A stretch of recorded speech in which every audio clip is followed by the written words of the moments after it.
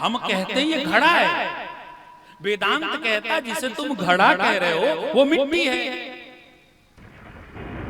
लेकिन जब घड़ा फूटा तो लोगों ने क्या कहा कि मिट्टी का घड़ा फूट गया।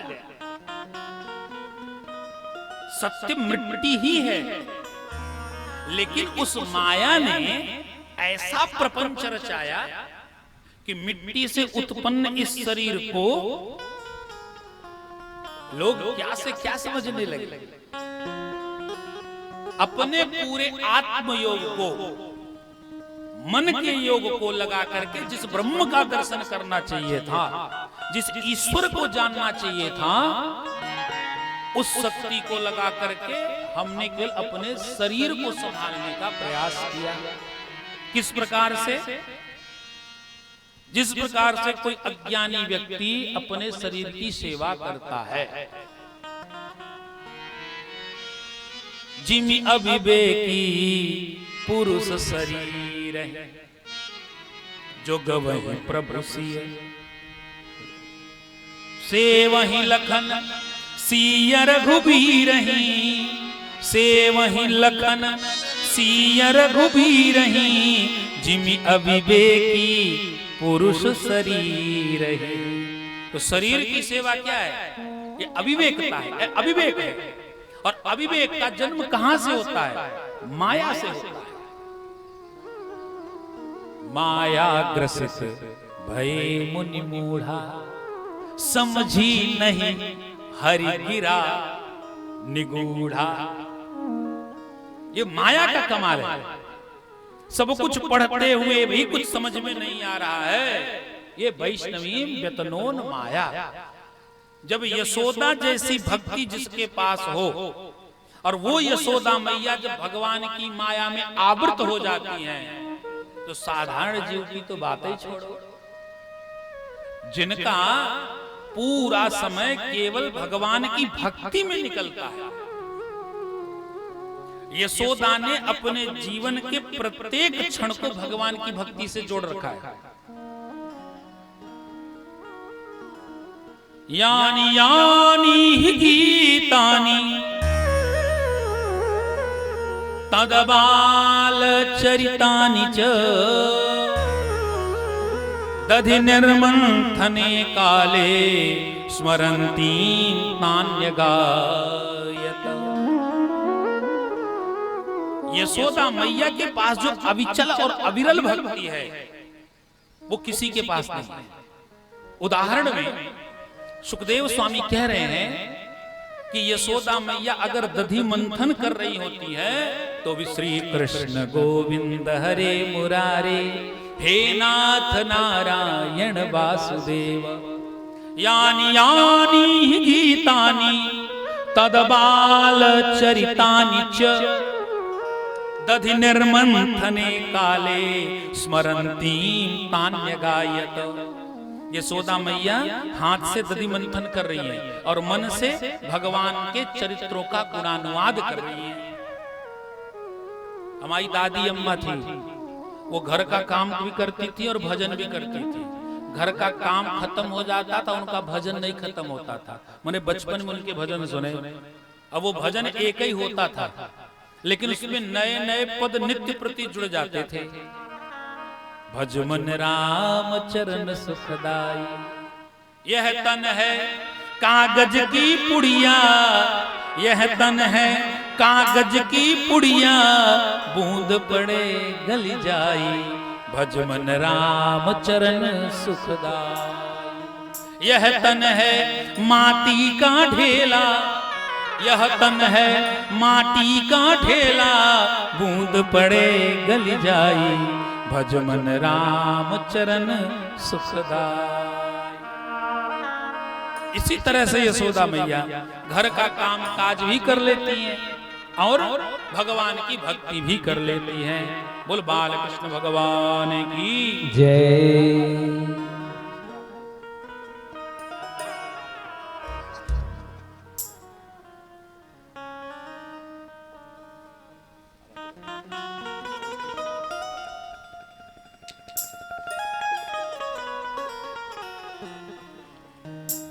दधि मंथन का काम और भगवान का भजन दोनों साथ में चल रहा है।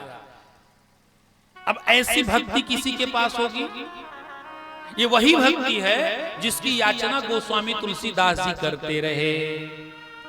कर से करम करहु विधि नाना, कर से करम करहु विधि नाना, कर से करम करहु विधि नाना, कर से करम करहु विधि नाना, कर से करम करहु विधि नाना, कर से करम करहु विधि नाना, कर से करम करहु विधि नाना, कर से करम करहु विधि नाना, मन राखौ जह कृपा निधाना, मन राखौ जहाँ कृपा निधाना, मन राखौ जह कृपा निधाना, मन राखौ जहाँ कृपा निधाना। इसी भक्ति को तो गोस्वामी तुलसीदास जी मांगते रह गए भगवान से, और वही भक्ति यशोदा मैया करती हैं। हाथ से पूरा काम करती हैं घर का और मन से भक्ति करती रहती हैं। और मैया दधि मंथन कर रही हैं, भगवान के दिव्य बाल गीतों को गाती चली जा रही हैं। अचानक भगवान आए और बोले मैया मैया मुझे भूख लगी है, दूध पीना है। मैया बोली नेक रुक जाओ, माखन बिलो रही, माखन ऊपर आ जाएगा तो माखन खिला दूंगी। कन्हैया बोले ना मैया मुझे तो भूख लगी है। सो मैया कन्हैया को लेके बैठ गई दूध पिवाने के लिए, और जैसे ही दूध पिवावे लगी वैसे ही मैया की दृष्टि पड़ गई अंगीठी पे। उसमें रखा जो पद्मगंधा गैया का दूध है वो उफान में आ गया, दूध बहने लगा। जब दूध बहने लगा तो मैया ने झटती भगवान को किनारे कर दिया और दौड़ पड़ी दूध बचाने के लिए। जब दूध बचाने के लिए गई तो भगवान को अच्छा नहीं लगा।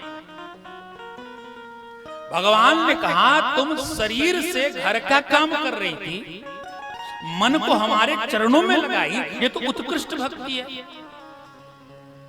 जब संसार में जीव को भगवान ने भेजा, मनुष्य को भेजा, तो साथ में दो चीजें भेजी, एक है बुद्धि और दूसरा है मन। तो भगवान ने मनुष्य से कहा कि भैया बुद्धि को संसार में लगाना और मन को मेरे चरणों में लगा देना। लेकिन जब मनुष्य संसार में आया तो मन को लगा दिया संसार में और बुद्धि को लगा दिया भगवान के पीछे।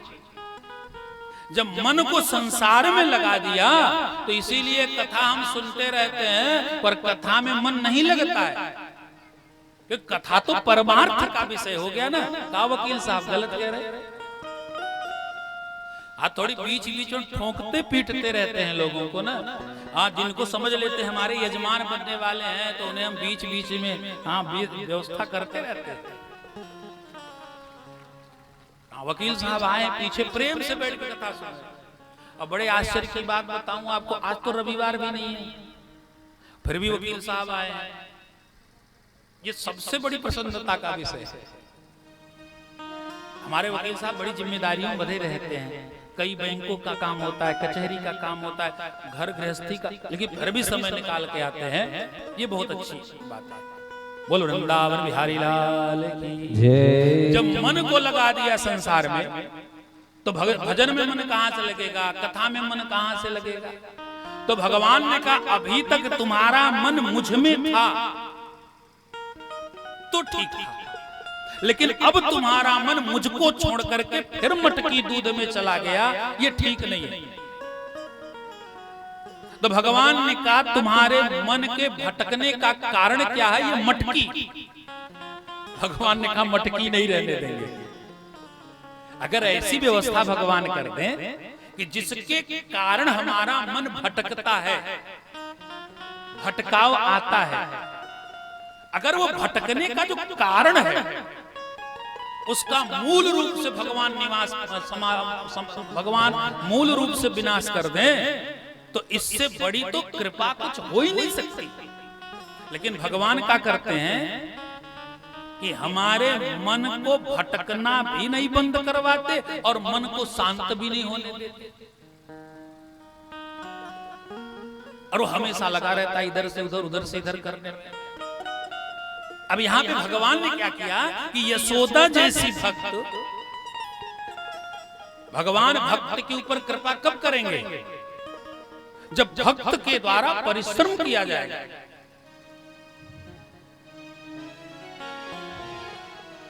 और नहीं केवल वही मलूक जी के सिद्धांत को लेकर के जो जी रहे हैं, अजगर करे न चाकरी,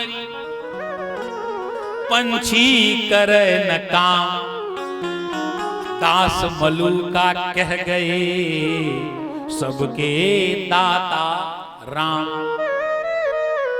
मलूक जी को जानते हो? मलूक जी को जानते होंगे लोग, और जो लोग न जानते उनका परिचय हम करवा देते।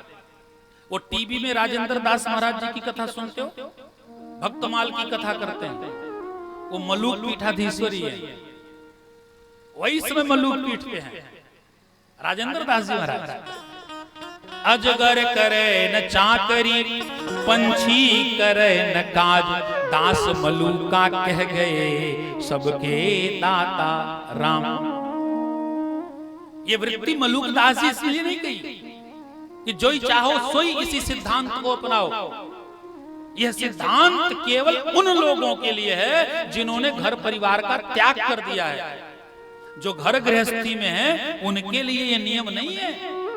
घर में 4-4 बेटियां ब्याहने को हैं और सिद्धांत लेके चलो अजगर करे न चाकरी, पंछी करे न काम, तब तो गृहस्थ जीवन की नैया डूब जाएगी। भगवान कृपा उसके ऊपर करते हैं जो कर्म करता है। भगवान ने देखा अभी तक यशोदा मैया काम तो कर रही थी, कर्म कर रही, लेकिन मन मुझ में लगाई थी, लेकिन अचानक यशोदा मैया का मन भटक गया, जाके मटकी में अटका है, इसलिए इस मटकी को ही फोड़ना पड़ेगा। तो भगवान ने एक डगर उठाया, और कुछ लोग कहते हैं भगवान को रोष आ गया, क्रोध आ गया, तो भगवान ने जाके डगर फोड़ दी। भगवान के क्रोध आने पे जानते हो क्या होता है? भृगुटी विलास सृष्टि लय होई। जब क्रोध आएगा तो भगवान की भूभंगिमा टंगेगी, और जब जो भूभंगिमा खींचेगी ना तो पूरी सृष्टि का विनाश हो जाएगा, केवल मटकी थोड़े फूटेगी। लक्ष्मण जी ने कहा ना, कांचे घट जिमी फोरऊ डारी। आरकेटी भैया यही रामलीला में गवाते हैं ना, परशुराम लक्ष्मण संवाद। कंदुक इव ब्रह्मांड उठाओ, ये कौन कह रहा है? ये भगवान का सर्व सामर्थ्यवान भक्त कह रहा है, भगवान नहीं कह रहे हैं। और भगवान भृगुटी विलास सृष्टि ले हुई। भगवान तो केवल भक्तों के ऊपर कृपा करने के लिए, यशोदा मैया के ऊपर कृपा करने के लिए आसक्ति मिटाने के डगर उठाए, और डगर उठा करके मटकियों को फोड़ना आरंभ किया। जब आसक्ति मिटती है ना, जब माया छूटने लगती है, तो एक बार बड़ी परेशानी होती है। घाव जब सूखने लगता है ना, उसमें बहुत तेज खुजलाहट होती है। जब खुजली ज्यादा होने लगे तो समझ लो घाव सूखने वाला है। इसी तरह जब माया छोड़ने लगती है साथ ना, तो भयंकर हृदय में वेदना व्याप्त होती है। प्राण जब शरीर को छोड़ने लगते हैं तब वेदना होती है। जब व्यक्ति का व्यक्ति से साथ छूटता है तब वेदना होती है। जब परस्पर प्रेमी एक दूसरे से अलग होते हैं तब जो है वेदना होती है। और माया और जीव की मित्रता भी कई जन्मों की है। माया और जीव की मित्रता भी कई जन्मों की है। जन्म जन्मांतर से दोनों साथ में रहते आए। तो जब अचानक भगवान हटाने लगेंगे, आसक्ति मिटाने लगेंगे, तो वेदना होती है। सो वही वेदना व्याप्त हुई। यशोदा मैया ने सोची का हो रहे हो, सो दौड़ के जाते कन्हैया डगर फोड़ रहे हैं। और मैया को क्रोध आया, सो मैया ने एक यष्टि उठाई और भगवान दौड़ पड़े हैं। जब भगवान दौड़ पड़े तो स्वामी सुखदेव जी कहते, राजा परीक्षित दर्शन तो कर लो, जिनके भय से भयभीत होकर के यमराज भागता है, आज वो स्वतः भगवान मैया के भय से भयभीत होकर के भाग रहा है। ये भक्त और भगवान की लीला को देखो। बोल भक्तवत्सल भगवान की जय। ये कितनी सुंदर लीला चल रही है, कितनी प्यारी लीला। मैया के भय से भयभीत होकर के भगवान भाग रहे हैं। कितना प्यारा दृश्य है। चलते चलते मैया थक गई। मैया के जूरे के जो फूल थे वो चरणों में गिरने पड़े लगे। मैया थक गई तो भगवान स्वतः मैया के पास आ गए और मैया कन्हैया को पकड़ करके बिना चूरन चटनी की कथा सुना रहा हूँ, विशुद्ध कथा सुना रहा हूँ आप लोगों को। कुछ लोग सोचते हैं कि कथा केवल भजन के माध्यम से ही होती है, कथा केवल चुटकुल्ले के बल पे ही हो रही है। मैं भी अंदाज रहा हूँ, थोड़ा देखता हूँ कथा होती कैसे। देख लें कथा सुनने वाले सच्चे भक्त हैं कि नहीं। कथा आप लोग बड़े ध्यान से सुन रहे हैं और आप लोग सुन रहे हैं तभी हम आपको ध्यान से सुना भी रहे हैं। नहीं, हम भी अपना माल चुटकुल्ले के बाजार में बेच के निकलना जानते हैं।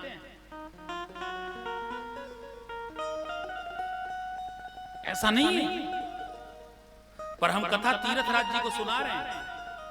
ये भी ध्यान रखना। पता नहीं कितने व्यासों का चुनाव किया होगा इन्होंने, तब मेरा चुनाव किया है, इसलिए मैं जानता हूं।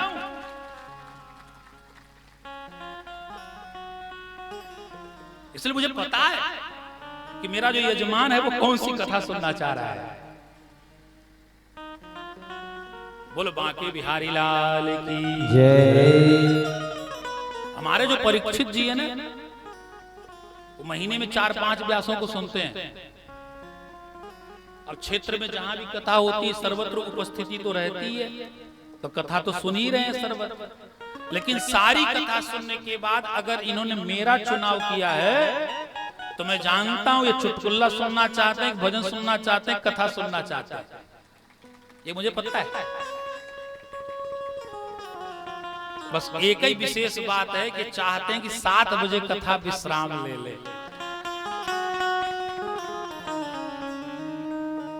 ये भी इनकी इच्छा है, लेकिन प्रकट नहीं कर पाते, भय बस भयाक्रांत रहते हैं, इसलिए कह नहीं पाते। मैं पूरा प्रयास करूंगा 7 बजे कथा को विश्राम दे दूं।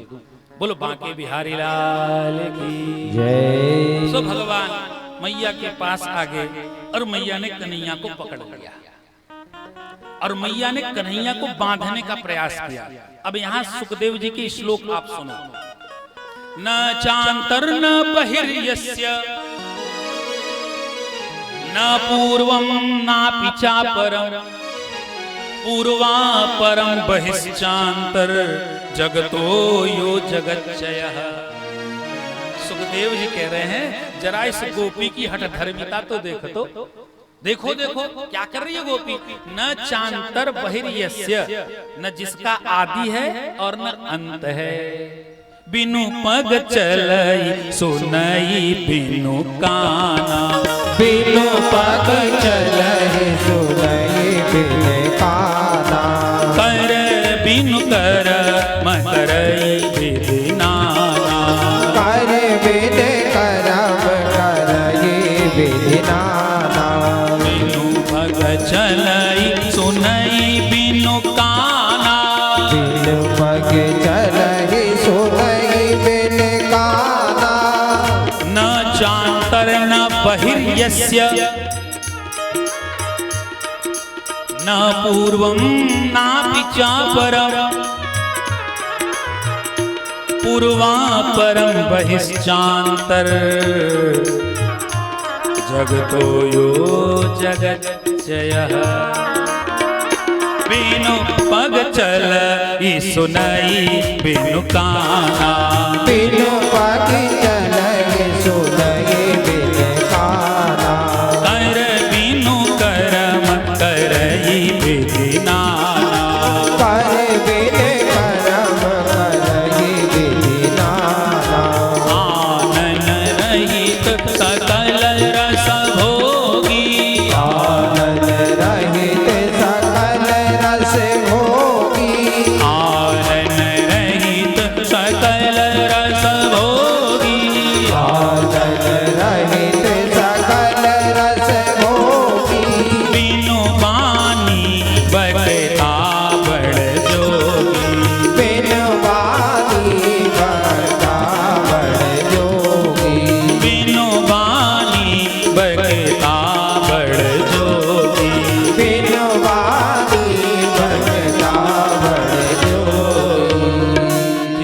न आदि है, न अंत है, न पैर है, न हाथ है, न मुख है, लेकिन बोलता बहुत है, चलता बहुत है, जिसका आदि अंत नहीं है। न चांतर न बहिर्यस्य न पूर्वम न पिचापरम पूर्वापरम बहिश्चांतर जगतो यो जगच्चयः, जो पूरे संसार में व्याप्त है और अंत में जो पूरे संसार को अपने में समेट लेता है, जो संसार के कण कण में जिसकी सत्ता है, पेड़ वृक्ष से लेकर के नदी पहाड़ पर्वत तक, हाथी से लेकर चेंटी तक, मनुष्य से लेकर के पशु तक, और अंत में जो अखिल ब्रह्मांड को समेट के अपने उदर में समाहित कर लेता है। पूर्वा परम बहिश्चांतर जगतो यो जगच्चयः, वही पूरा संसार है, वही जगत है, और वही जगत बनाने वाला है, और वही जगत बनने वाला भी है। सनातन धर्म का सबसे बड़ा सिद्धांत यही है। दूसरे का जो ईश्वर है, सनातन धर्म के अलावा जिनको सनातन धर्म से परेशानी है वो ध्यान से सुन लें, सनातन धर्म जैसा विकल्प आपको कहीं नहीं मिलेगा पूरे ब्रह्मांड में। सनातन धर्म को जो छोड़ के जा रहे हैं उन्हें मेरी बात को ध्यान से सुनना चाहिए। जिन्हें राम अच्छे न लगे वो कृष्ण की पूजा कर सकते हैं, जिन्हें कृष्ण अच्छे न लगे वो भोलेनाथ जी की पूजा करें, जिन्हें शिव अच्छे न लगे वो गणेश जी की पूजा करें, जिन्हें गणेश अच्छे न लगते हो वो दुर्गा जी की पूजा करें, जिन्हें दुर्गा मैया अच्छी न लगती हो वो काली मैया की पूजा करें, जिन्हें काली अच्छी न लगती हो वो सरस्वती जी की पूजा करें, जिन्हें सरस्वती अच्छी न लगती हो वो लक्ष्मी जी की पूजा करें। लेकिन इसके अलावा अगर जिस धर्म में जाओगे तो वहां एक ही को पूजना है, दूसरा नहीं मिलने वाला है, वहां कोई विकल्प नहीं है। वहां मौलिकता को स्वतंत्रता नहीं है। तुम्हें निर्गुण निराकार की उपासना करनी है तो बस उसी को पूजना है तुम्हें।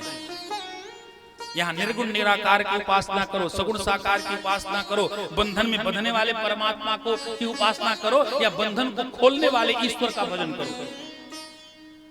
वहां जहां भी देखोगे बेचारा लटका हुआ है सूली पे, यही फोटो मिलेगी। ईसा मसीह की कोई और फोटो है दुनिया में? जहां देखो बेचारा सूली पे अटका हुआ है।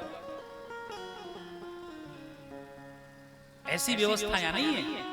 अगर हमारे यहां छवि है भगवान कृष्ण के पैरों में बाण चुभते हुए, तो भगवान कृष्ण के राजवैभव विलासिता से युक्त आपको द्वारकापुर के भी दृश्य दिखाई पड़ेंगे।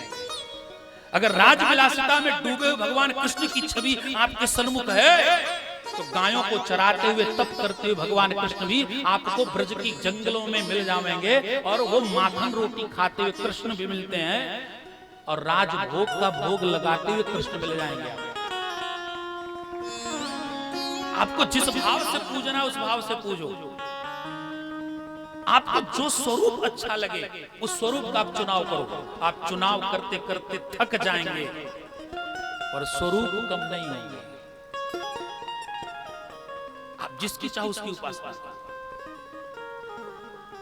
कुछ लोग कहते हैं अरे फलाने तो बड़े संतोषी हैं।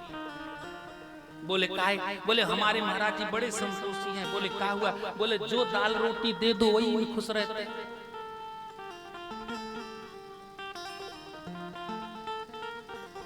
इसे संतोष नहीं कहते, ये मजबूरी है। जब दाल रोटी केवल खवा रहे हो तो दाल रोटी खावेंगे। संतोष जानते हो किसे कहते हैं? संतोष वो है कि जो ग्वालिनियों के छाछ भी पसंद रहता है, और आवश्यकता पड़ने में जब द्वारिकापुरी का राजा बनता है तो 56 प्रकार का भोग भी लगाता है, उसे संतोष कहते हैं। मजबूरी का नाम संतोष दे रहे हो। संतुष्टि केवल परमात्मा में है। भक्त रूखा सूखा भोग लगाता है तो उसको पाता है, 56 प्रकार के भोग लगते हैं तो उसको वो भी पाता है। और हमारे गिरिराज जी की तलहटी में तो हर महीने 500 व्यंजन के भोग लगते हैं। नाम तो 56 ही का होता है, पर 560 व्यंजन होते हैं, उनके भोग लगते हैं, वो संतोषी है। अपन की तो मजबूरी है, जब खाने को मिलता ही नहीं है तो संतोष तो करना ही पड़ेगा दाल ही रोटी में, जब उसके अलावा कोई विकल्प ही नहीं है। भगवान के अनंत स्वरूप है, जिस स्वरूप की चाहो स्वरूप की पूजा कर सकते हो आप। यहां पे स्वतंत्रता है, लेकिन ऐसे परम स्वतंत्र ईश्वर को भी बांधने का सामर्थ्य किसमें है? भक्त में। यशोदा मैया बांधने का प्रयास करती है और सफल हो गई। और यशोदा मैया ने समझ लो भगवान को नहीं बांधा, यशोदा मैया ने आकाश को बांध लिया, यशोदा मैया ने अखिल ब्रह्मांड को बांध लिया, यशोदा मैया ने भगवान को अपने बंधन में बांधा है। यशोदा मैया बांध के हट जाती, थोड़ी देर बाद लीला भाई भगवान वहां से चले, उलूखल में बांधा है मैया ने भगवान को, उलूखल चला और यमलार्जुन के दोनों वृक्षों के बीच में जैसे ही पहुंचा, उलूखल टेढ़ा हुआ, उलूखल टेढ़ा हुआ तो भगवान ने नेक झटका दी, ये ठाकुर जी के लिए हमारे लिए, ठाकुर जी के लिए, तो पहले ठाकुर जी को चढ़ा दीजिए। बोल बाल कृष्ण भगवान की जय हो। उलूखल थोड़ा सा टेढ़ा हुआ, झटका लगा, और जैसे ही झटका लगा वैसे यमलार्जुन के दोनों वृक्ष टूट पड़े हैं।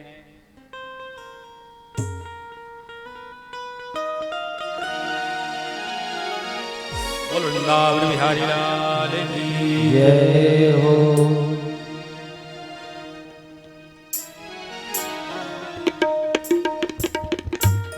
भगवान ने उलूखल के माध्यम से यमलार्जुन का उद्धार किया। यमलार्जुन का वृक्ष टूटा, दो ज्योतियां निकली और दोनों ने भगवान की स्तुति गाई। ये कुबेर के दोनों पुत्र हैं, पूरा नारद शापे न, बहुत पहले नारद के श्राप से ये श्रापित होकर के जड़ हो गए थे, पर आज भगवान की कृपा से ये दोनों मुक्त हुए हैं। दोनों ने स्तुति गाई है। नंदादि गोप आकर के भगवान को उलूखल बंधन से मुक्त करवाते हैं, लेकिन नंद बाबा ये कह देते हैं कि अब हम यहाँ पे नहीं रहेंगे, तो कहाँ चलेंगे? उपनंद जी कहते हैं, वनम वृंदावनम नाम पशव्यम नवकाननम गोप गोपी गवाम सेव्यम पुण्याद्रि तृणवीरुध। उपनंद जी कहते हैं वृंदावन चलते हैं, वहां छोटे छोटे वृक्ष हैं, गाय हमारी चरेंगी, गिरिराज जी की तलहटी में यमुना जी में पानी पीवेंगे, हम आनंद पूर्वक रहेंगे। सो भगवान 4 साल के हो गए और 4 साल के कन्हैया गोकुल छोड़ करके आ गए वृंदावन। लीला को ध्यान से अब आप लोग सुनो, भगवान की लीला बड़ी सम्यक रूप से चल रही है। भगवान 4 साल के हो गए, 4 साल के कन्हैया ने गोकुल को छोड़ा, कहाँ आ गए? वृंदावन आ गए। वृंदावन कौन सी भूमि है? भगवान के महाराज की भूमि है, भगवान की क्रीड़ा भूमि है। और जब भगवान वृंदावन आए तो साथ में ग्वाल बाल भी आए, नंद बाबा आए, उपनंद जी आए, महानंद जी आए, वृषभानु जी आए, वृषभानु वर जी भी आए, ये सब लोग आए। नंद बाबा ने नंदगांव बसाया। पहले कहां रहते थे नंद बाबा? गोकुल। जब गोकुल को छोड़ा तो नंद बाबा ने नंदगांव बसाया। नंद बाबा नंदगांव में रहने लगे। वृषभानु जी राल त्याग किया है। राल राधा रानी के जन्म का गांव। राधा रानी का जन्म बरसाने का नहीं है, राल का है।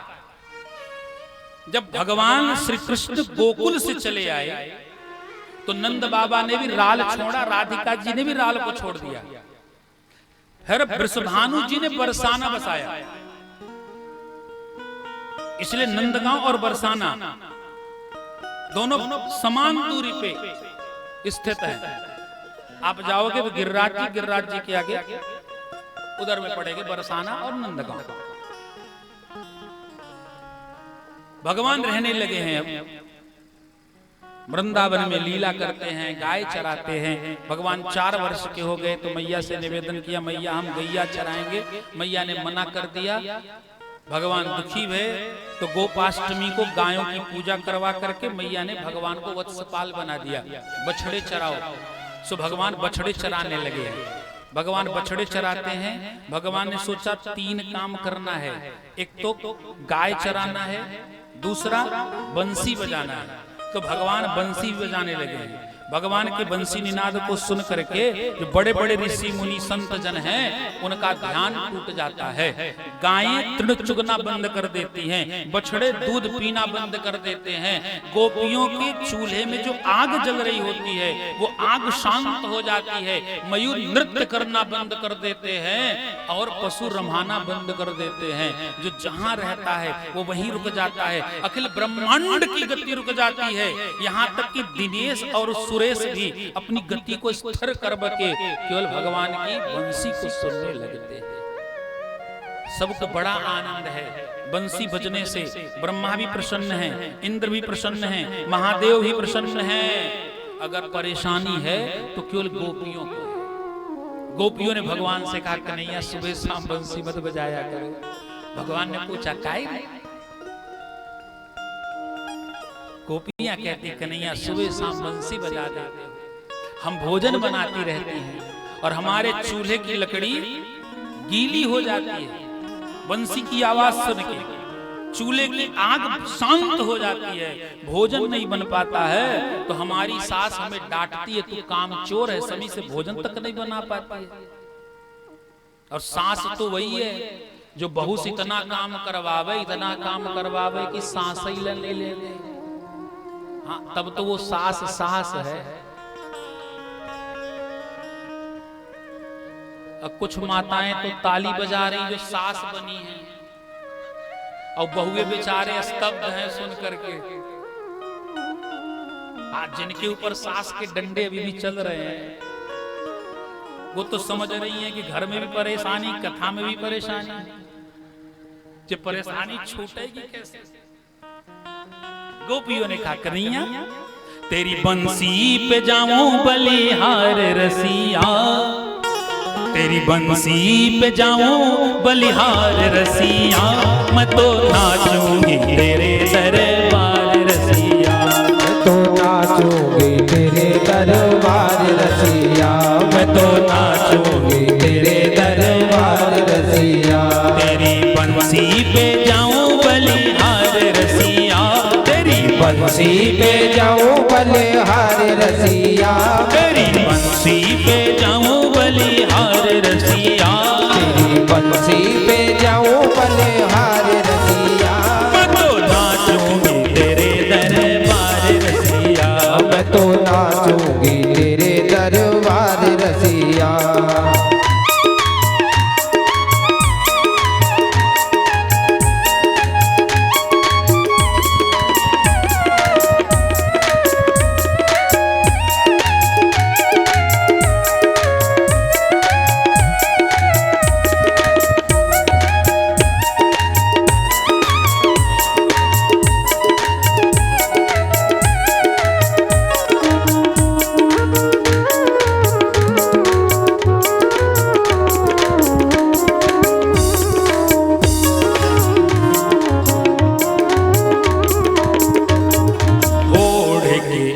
मैं तो लाली चुनरिया, ओढ़ के आई मैं तो लाली चुनरिया, ओढ़ के आई मैं तो लाली चुनरिया, ओढ़ के आई मैं तो लाली चुनरिया, मटकी उठा के मैं तो चली रे गुजरिया, मटकी उठा के मैं तो चली रे गुजरिया, मटकी उठा के मैं तो चली रे गुजरिया, मटकी उठा के मैं तो चली रे गुजरिया। मैं तो करे आई 16 श्रृंगार रसिया, मैं तो करे आई 16 श्रृंगार रसिया, मैं तो नाचूंगी तेरे दरबार रसिया, मैं तो नाचूंगी तेरे दरबार रसिया, मैं तो नाचूंगी तेरे दरबार रसिया।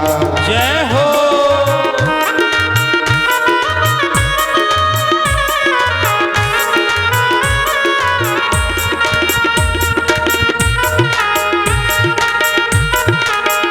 प्रेम से ताली से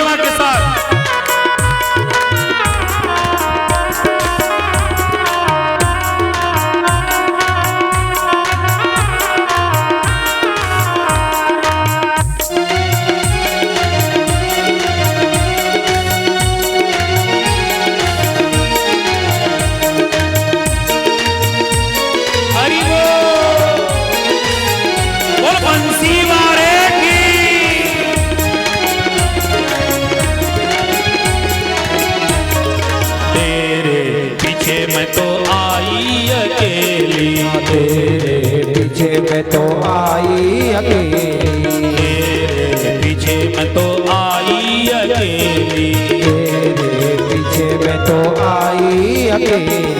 बड़े गोप की नई नवेली, बड़े गोप की नई नवेली, बड़े गोप की नई नवेली, बड़े गोप की नई नवेली। आई करने को मैं मनोहार रसिया, मैं तो नाचूंगी तेरे दरबार रसिया, आई करने को मैं मनोहार रसिया, मैं तो नाचूंगी तेरे दरबार रसिया। तेरी बंसी पे जाऊं बलिहार रसिया, मैं तो नाचूंगी तेरे दरबार रसिया, तेरी बंसी पे जाऊं बलिहार रसिया, मैं तो नाचूंगी तेरे दरबार रसिया, मैं तो नाचूंगी तेरे दरबार रसिया।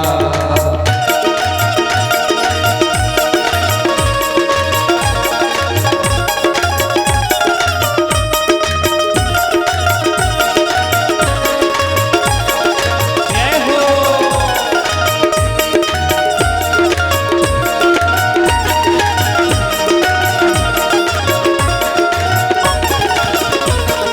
जब से लगी मोहे तोरी लगनवा, जब से लगी मोरे तोरी लगनवा, जब से लगी मोहे तोरी लगनवा, जब से लगी मोहे तोरी लगनवा, बिछड़ी गया मोहे घरिया गनवा, बिछड़ गयो मोरो घर आंगनवा, बिछड़ी गया मोहे घरिया गनवा, बिछड़ गयो मेरो घर आंगनवा। तो छोड़ आई सारा संसार रसिया, मैं तो छोड़ आई, सारा संसार रसिया, मैं तो नाचूंगी तेरे दरबार रसिया, मैं तो नाचूंगी तेरे दरबार रसिया। मैं तो नाचूंगी तेरे दरबार रसिया, तेरी बंसी पे जाऊं बलिहार रसिया, मैं तो नाचूंगी तेरे दरबार रसिया,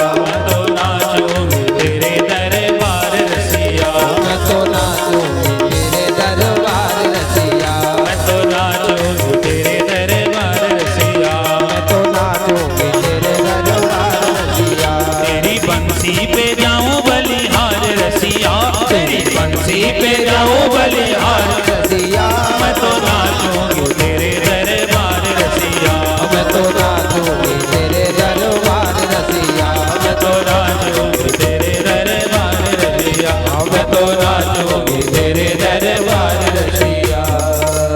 बोल बंसी वारे की जय हो।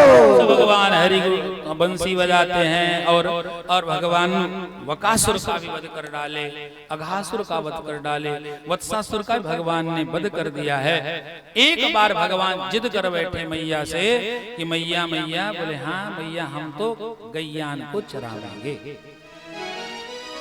मैया बोली दारी के नेक अभी रुक जाओ, आभार बछड़े चराओ। सो भगवान एक बार बछड़ों को चराने के लिए गए तो भगवान की परीक्षा लेने के लिए ब्रह्मा जी आए और भगवान के वत्सचारण लीला को देख करके ब्रह्मा जी को व्यामोह उत्पन्न हुआ। ब्रह्मा जी को जब व्यामोह उत्पन्न हुआ तो भगवान ने ब्रह्मा जी के व्यामोह को नष्ट किया है, अपने दिव्य स्वरूप का दर्शन कराया। ब्रह्मा जी के व्यामोह के नष्ट हो जाने के बाद भगवान ने एक बड़ी प्यारी सी लीला रची है और भगवान अब जिद कर बैठे नहीं मैया अब हम गैया ही चराएंगे। सो भगवान बन गए गोपाल। बोलो गोपाल भगवान की जय हो। सो भगवान गोपाल बन करके गए गायों को चराने के लिए। तो दाऊ भैया ने धेनुकासुर का वध कर दिया।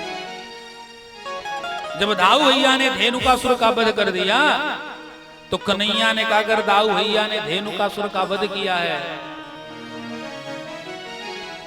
तो हमें भी काली नाग को नाथना पड़ेगा। अब दोनों भाइयों ने पृथ्वी का भार उतारने की जिम्मेदारी ले ली।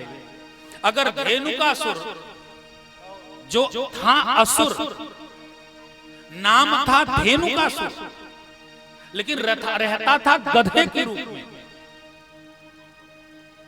तो भगवान कृष्ण ने कहा अगर वो असुर नाम लेके आया धेनु का, रहता है गधे के रूप में, रासव के रूप में, और अतिक्रमण कर रखा था फलों के जंगलों पर। ये फल के जंगल पर जितने लोग अतिक्रमण करके बैठे सब धेनुकासुर के ही परिवार के लोग हैं। ये लखनऊ से लेके मलिहाबाद तक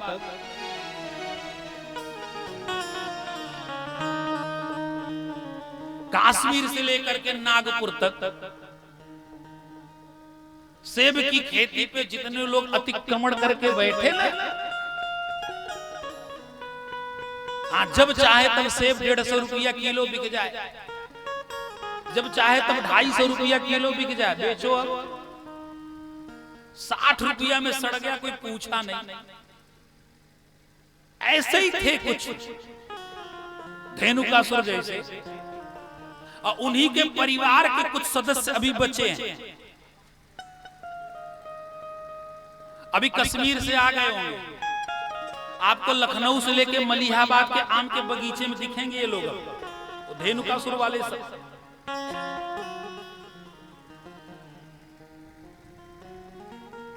पूरे फल पे आधिपत्य बना के बैठे। तो कन्हैया ने विचार किया, आया तो नाम लेके धेनुकासुर का है, असुर नाम है धेनु, रहता है गधे के रूप में और अतिक्रमण कर रखा है फल के बगीचे में। अगर धेनुकासुर का वध करके दाऊ भैया ने फल को स्वतंत्र करवाया है, तो एक और है जो प्रपंच करके रूप बदल करके आया है और छिप करके बैठा है, जल पे अतिक्रमण कर रखा है। ये कौन है? जो दूसरे देश का हो और हमारे देश पर आकर के कब्जा जमा के बैठा हो, इसे क्या कहेंगे? इसके लिए केवल मेरे पास मेरी डिक्शनरी में एक शब्द है, ये सब रोहिंग्या हैं। ये सब रोहिंग्या ही हैं। जब वहां से भगा दिए गए तो आकर के यहां दिल्ली की सड़कों पे, फुटपाथों पे, सरकारी जमीनों पे अतिक्रमण करके बैठे हैं।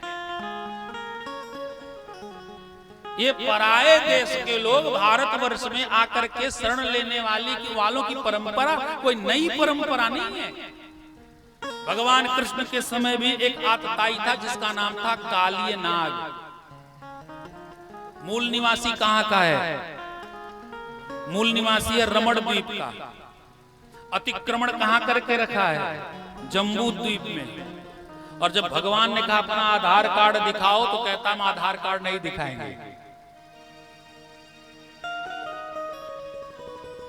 ये सब रोहिंग्या हैं। और जितने रोहिंग्या हैं जो भारत में आके अतिक्रमण करके रह रहे हैं, सबको काली नाग का ही वंशज समझो। दूसरे की जमीन पे, दूसरे के निवास स्थान पर जबरदस्ती बला जमीन हड़प के रहने वाले, जिनकी दवा केवल एक ही है, बुलडोजर बाबा। केवल एक दवा। ऐसा ही अतिक्रमण किया था कुछ। सो भगवान ने निश्चय कर लिया है कि काली नाग को हटाना है और हृदय को स्वतंत्र कराना है।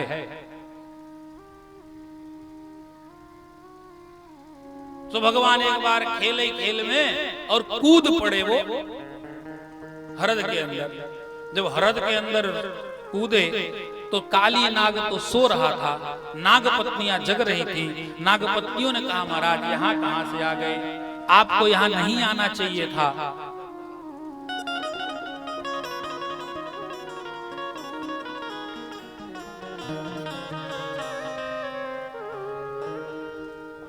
आपको यहाँ नहीं आना चाहिए था।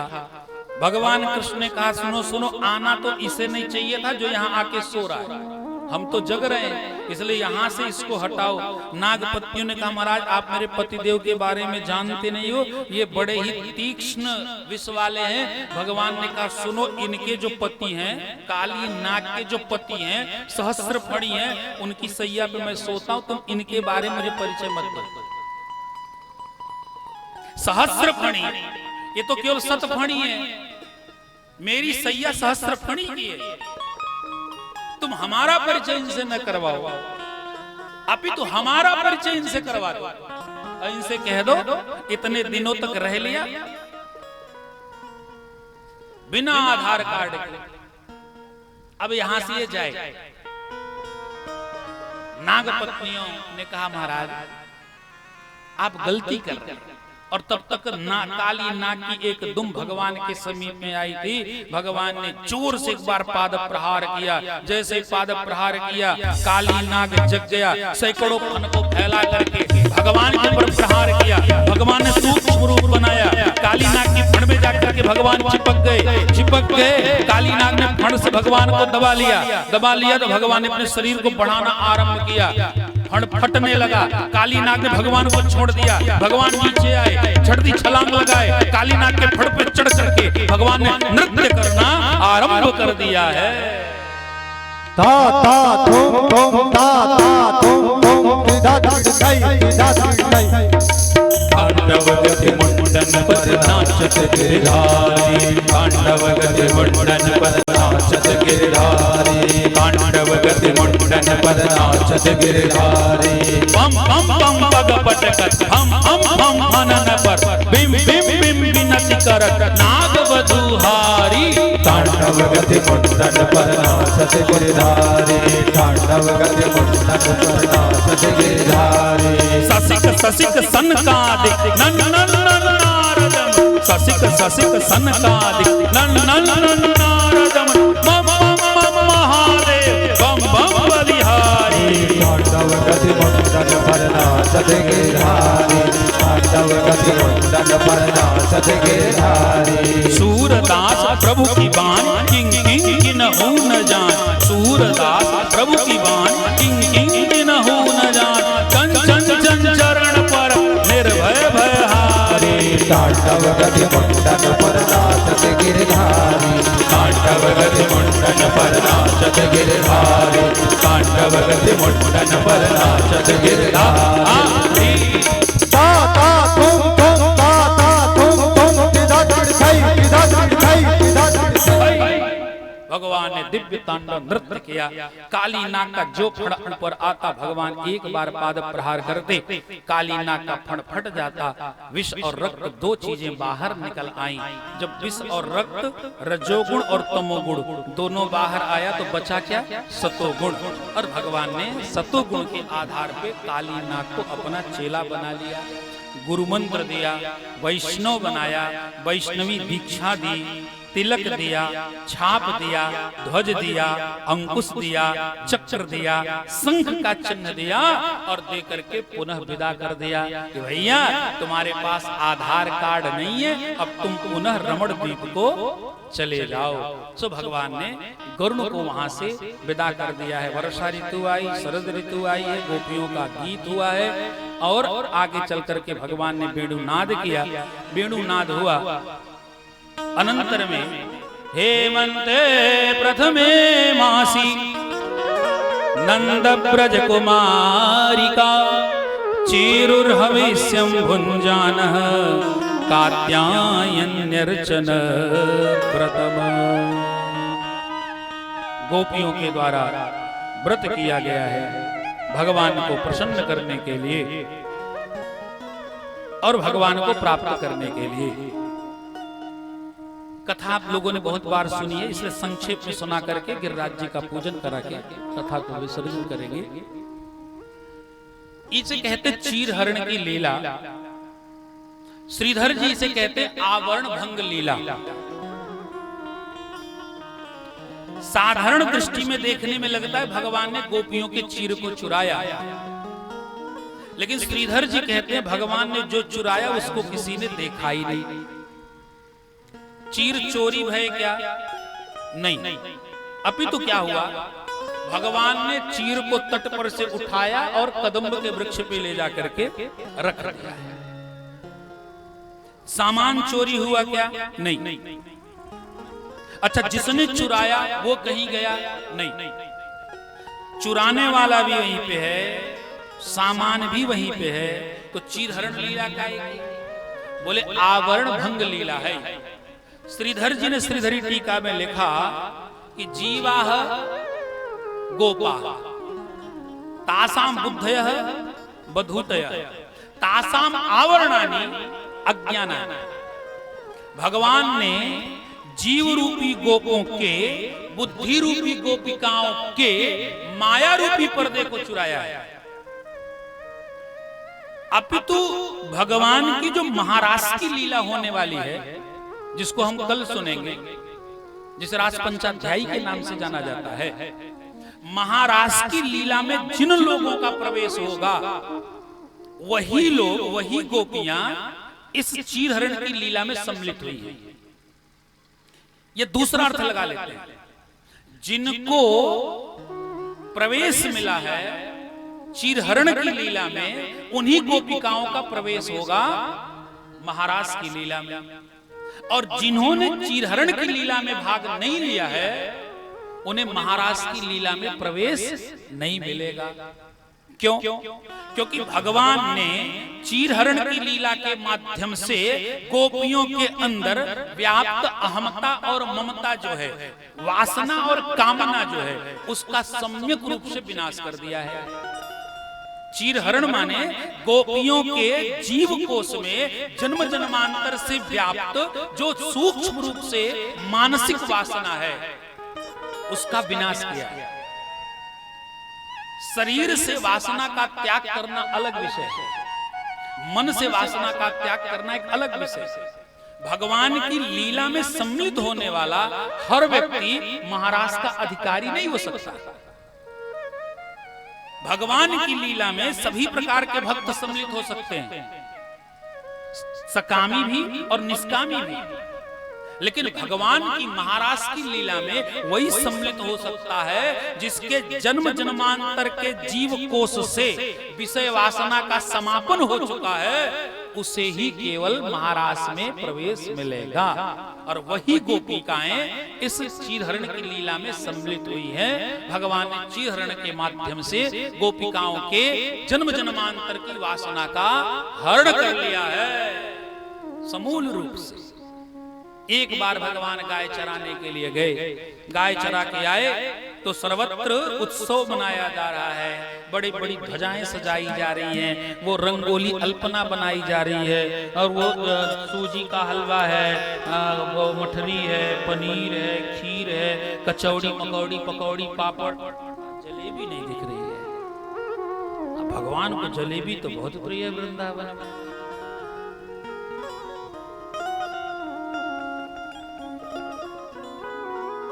ब्रजवासियों को, ब्रज के लोगों को जलेबी बहुत प्रिय है, और वो जलेबी तो छत्ते वाली जलेबी, 56 प्रकार के भोग बन रहे हैं। पूरा वो वृंदावन सुंदर सुगंधी से सुवासित है। उसी समय भगवान गौ चारण करा के आते हैं। भगवान ने गायों को गौशाले में छोड़ा और भगवान सीधे चले गए रसोई घर। भगवान कहाँ गए? रसोई घर में। भगवान किचन में नहीं गए। यशोदा मैया के महल में किचन नहीं है। 88 चौक 85 चौक तो है, पर किचन एक भी नहीं है, केवल रसोई है। रसोई माने जहां पे रसमय वस्तु का निर्माण हो, वो रसोई है। और किचन क्या है? जहां पे केवल किचकिच होता हो, उसे किचन कहते हैं। तो भगवान किचन में नहीं आते, भगवान रसोई में आते हैं। यशोदा मैया पकवान में बना मिर्जा जी का है वो? बोले इंद्र देवता की पूजा हैगी। जे इंद्र कौन होवे? मैया बोली जाके बाबा से पूछ लो। सो भगवान दौड़े दौड़े गए, बाबा बाबा ये इंद्र कौन होवे? सो बाबा ने बताया, बेटा परजन्यो भगवान इंद्र मेघास्तस्यात्ममूर्तयः तेभिवर्षन्ति भूतानि प्रीणनं जीवनं पयः।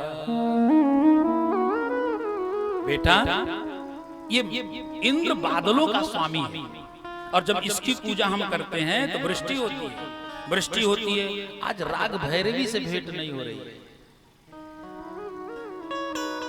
थोड़ी भैरवी आवे तो आनंद आवे। परजन्यो भगवान इंद्रः मेघास्तस्यात्ममूर्तयः तेभिवर्षन्ति भूतानि प्रीणनं जीवनं पयः। ये बादलों का स्वामी है इंद्र, इसकी पूजा करेंगे तो वृष्टि होगी, वृष्टि होगी तो हम सुखी होंगे, तो बाबा वृष्टि नहीं होगी तो हम दुखी हो जाएंगे। महाभारत युद्ध क्षेत्र में ज्ञान देने वाले भगवान श्री कृष्ण ने ज्ञान का पहला पन्ना यही खोला।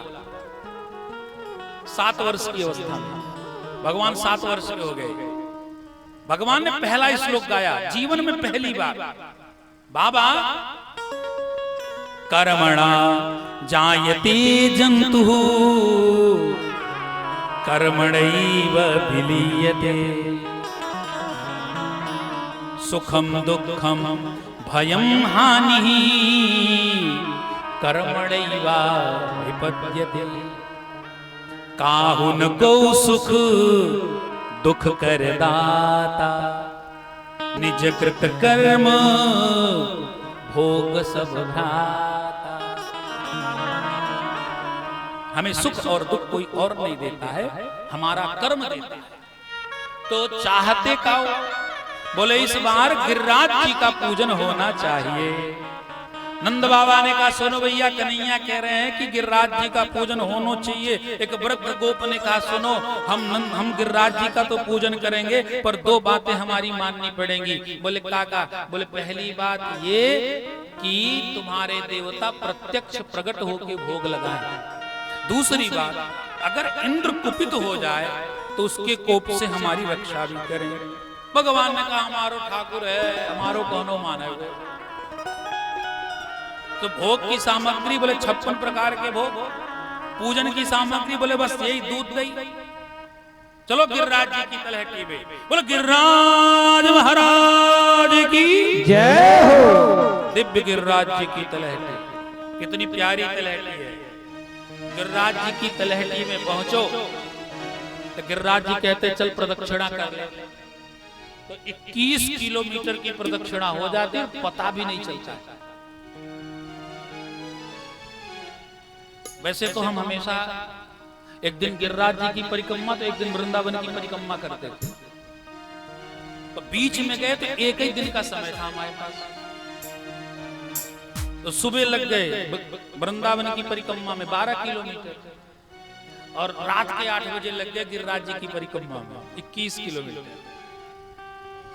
तो पहले तो थोड़ी भय लगा कि सुबह सुबह 12 किलोमीटर चल के आए वृंदावन में, और जहां गिरिराज जी की परिक्रमा हो पाएगी कि ना हो पाएगी।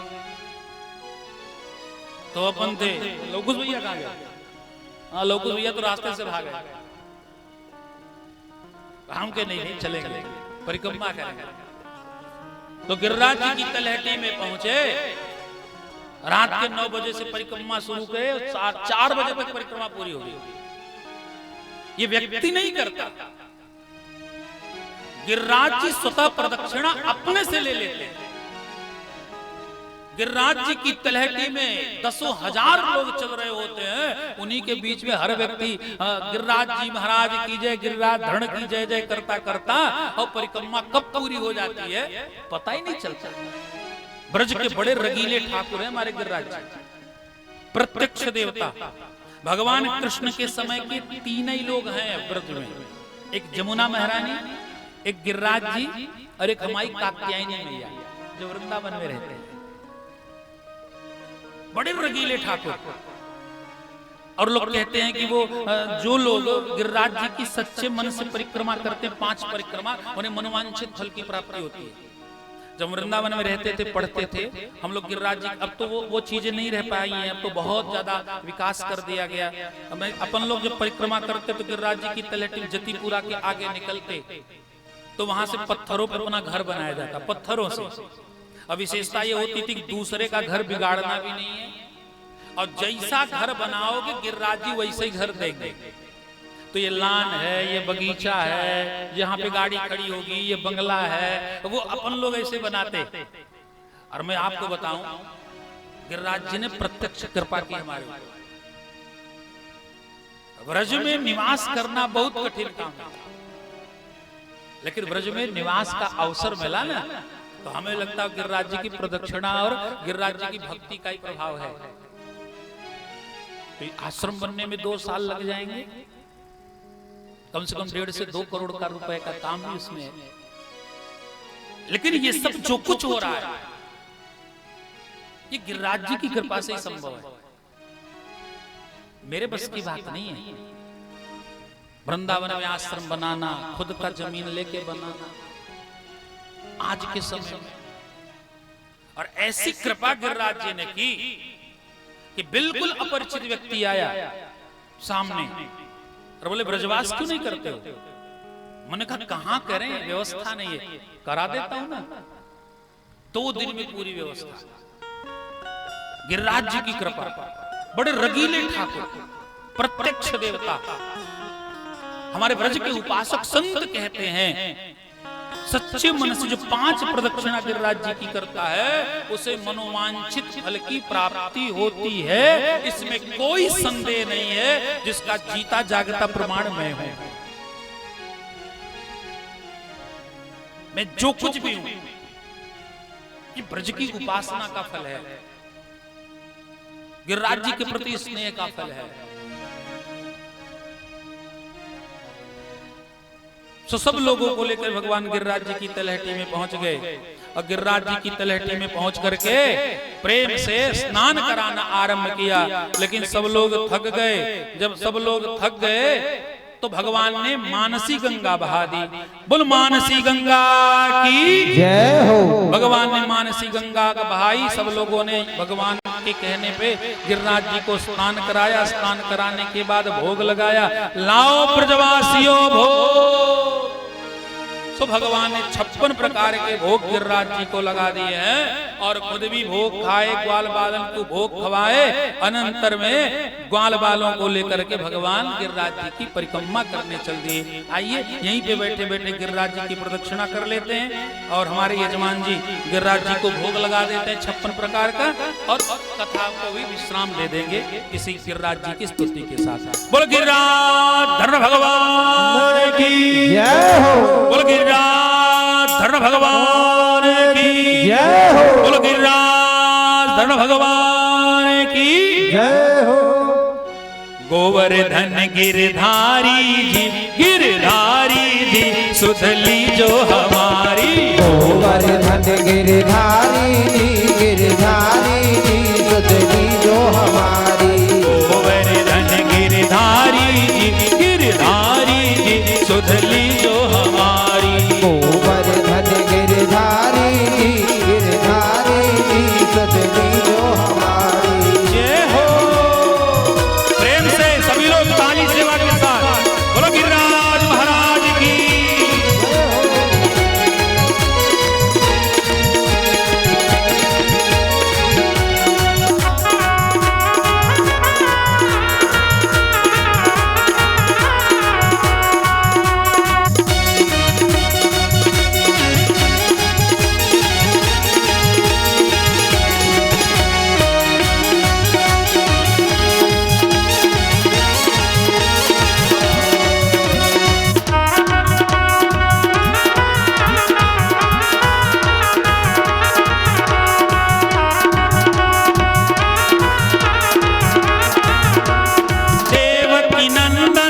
भय भंजन देवकी नंदन भव भय भंजन। देवकी नंदन भव भय भंजन। देवकी नंदन भव भय भंजन। देवकी नंदन भव भय भंजन। देवकी नंदन भव भय भंजन। बंसीधर बनवारी सुधली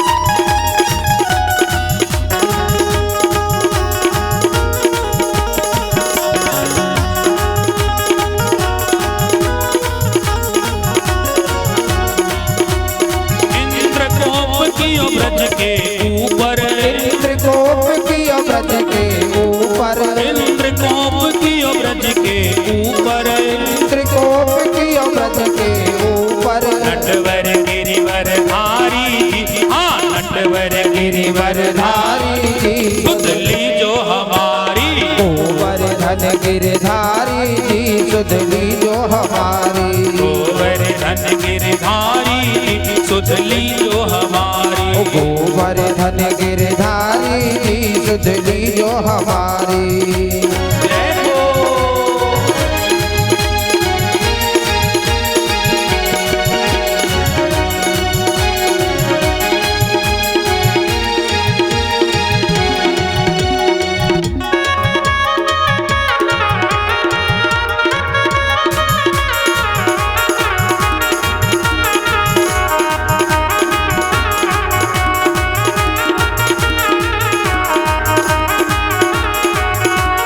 द्रुपद सुता निर्बल भई ठाढ़ी, द्रुपद सुता निर्बल भई ठाढ़ी, द्रुपद सुता निर्बल भई ठाढ़ी,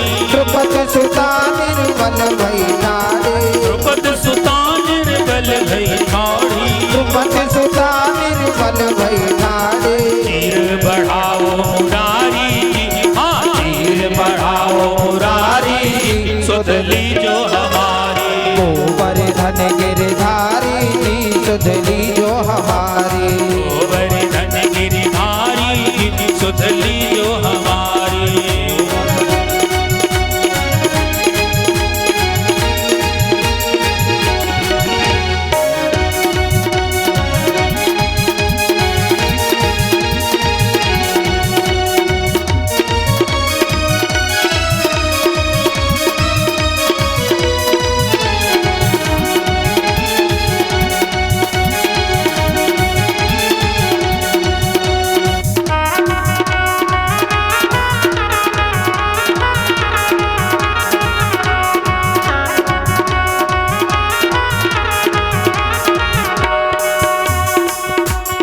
अर्जुन के रथ हाकन वारे, अर्जुन के रथ हाकन वारे, अर्जुन के रथ हाकन वारे, अर्जुन के रथ हाकन वारे, अर्जुन के रथ हाकन वारे, अर्जुन के रथ हाकन वारे। चक्र सुदर्शन धारी, हाँ चक्र सुदर्शन धारी सुधली जो हमारी, गोवर्धन गिरधारी जी सुधली जो हमारी।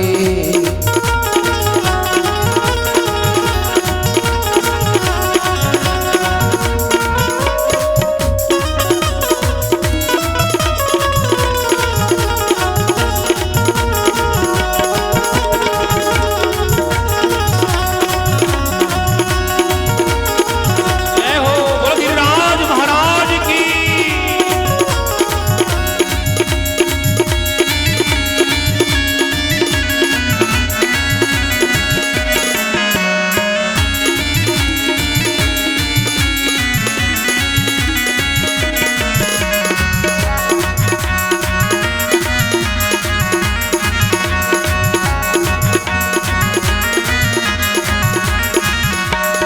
दर्शन देऊ हे मनमोहन, दर्शन देवो हे मनमोहन, दर्शन देऊ हे मनमोहन, दर्शन देवो हे मनमोहन। कांधे कामरिकारी, हाँ कांधे कामरिकारी सुधली जो हमारी, गोवर्धन गिरधारी जी सुधली जो हमारी, गोवर्धन गिरधारी सुधली जो हमारी, गोवर्धन गिरधारी जी सुधली जो हमारी। देवकी नंदन भव भय भंजन, देवकी नंदन भव भय भंजन, देवकी नंदन भव भय भंजन, देवकी नंदन भव भय भंजन। चक्र सुदर्शन धारी सुधली जो हमारी, गोवर्धन गिरधारी जी सुधली जो हमारी, गोवर्धन गिरधारी सुधली जो हमारी, गोवर्धन गिरधारी जी सुधली जो हमारी, गोवर्धन गिरधारी सुधली जो हमारी, गोवर्धन गिरधारी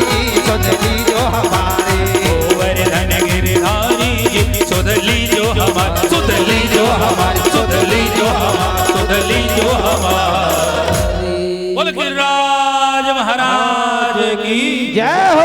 गिरिराज पूजन संपन्न हुआ। राजा परीक्षित कहता महाराज आगे की कथा सुनाओ।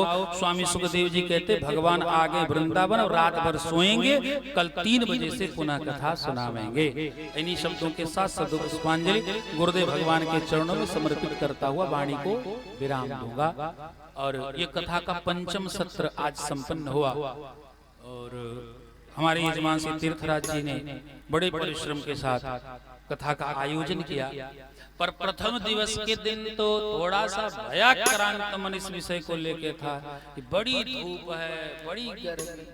पर देवराज इंद्र ने ऐसा स्वर्ग के एसी का मुंह फेरा मृत्यु लोक की तरफ, बराबर बिल्कुल 27 डिग्री टेम्परेचर बरकरार है।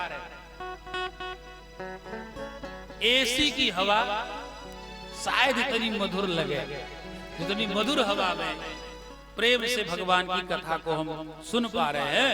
ये हमारे गिरिराज जी महाराज जी की कृपा है। ये हमारे यजमान श्री तीर्थराज द्विवेदी जी की भागवत के प्रति निष्ठा का फल है, जो सभी भक्तजन बड़े आनंद के साथ, श्रद्धा भक्ति और आनंद के साथ कथा का रसपान कर पा रहे हैं। तो आप सभी लोग अपने अपने स्थान पे खड़े हो जाएंगे आरती करने के लिए। आरती के बाद फिर अपने स्थान पे बैठ जाएंगे और आराम से आप लोग फिर अपने स्थान पे बैठ के प्रसाद लेके जाएंगे। आज ये 5वां सत्र संपन्न हो रहा है। कल होगा 6वां सत्र, अर्थात रुक्मिणी जी का विवाह हुआ। तो कल भगवान का विवाह भी होगा, कन्यादान का कार्यक्रम भी होगा। जो लोग कन्यादान में हिस्सा लेना चाहें वो समय से तैयार होकर आवेंगे। दिव्य भगवान की झांकी भी निकलेगी, भगवान का विवाह होगा। और जो लोग बढ़िया बढ़िया कपड़े पहन के आवेंगे उन्हें तो हम बनावेंगे बराती, और जिनके कपड़े ठीक नहीं होंगे उन्हें बना देंगे हम घराती। तो कल बढ़िया बढ़िया कपड़े पहन के आवे। कल भगवान की बारात में हम सब लोगों को चलना है कुंडनपुर तक। बोल बांके बिहारी लाल की। श्री ज्वालामालिनी नमः। हरि ओम आयुधगुं हवे प्रजननं मे अस्तु दशवीरगुं सर्वगणगुं स्वस्तये आत्मशनि प्रजाशनि पशुशनि लोकशनि भयशनि अग्निः प्रजां बहुलां मे करोत्तन्नं पयोरेतो अस्मासु धत्त। हे गिरिधर तेरी आरती गाओ मैं, गिरिधर तेरी आरती गाओ मैं, गिरिधर तेरी आरती गाओ, गिरिधर तेरी आरती गाओ। आरती गाओ प्यारे तुमको कर जाओ, आरती गाओ प्यारे तुमको